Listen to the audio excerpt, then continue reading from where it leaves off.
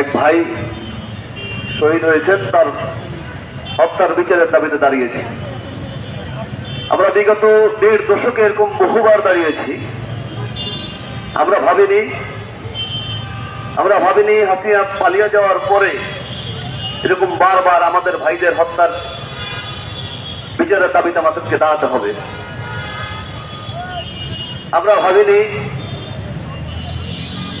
যে আইন শৃঙ্খলা, সারা দেশে আইন শৃঙ্খলা পরিস্থিতির যে বর্তমান অবস্থা এবং দিন দিন যে অবনতির দিকে যাচ্ছে, এই অবস্থা এরকম চলতে থাকবে আমরা ভাবিনি। তবে আমাদেরকে নতুন করে ভাবতে হচ্ছে যে একটি নির্বাচিত, জনগণের ভোটে একটি নির্বাচিত সরকার প্রতিষ্ঠা হওয়া পর্যন্ত এরকম চলতেই থাকবে। তারপরও বাংলাদেশ জাতীয়বাদী ছাত্রদল বিদ্যমান আইন শৃঙ্খলা পরিস্থিতি, আইনের উপর সম্মান রেখে কোনো মফপিসিতে না গিয়ে একটি সুন্দর ও সুশৃঙ্খল উপায়ে বিচারের দাবি করে যাচ্ছে। আমি বক্তব্য দীর্ঘায়িত করবো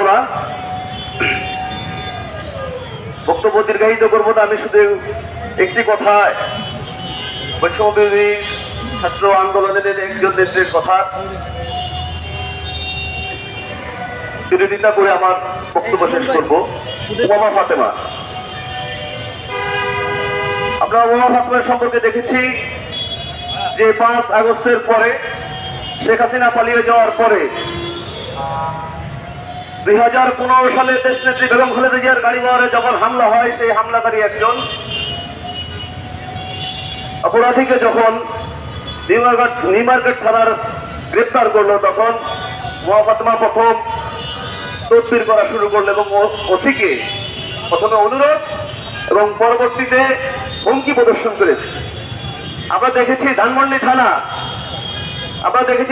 থানা এবং মোহাম্মদপুর থানায় কথিত 138 গ্যাংয়ের চিহ্নিত কিশোর গ্যাংয়ের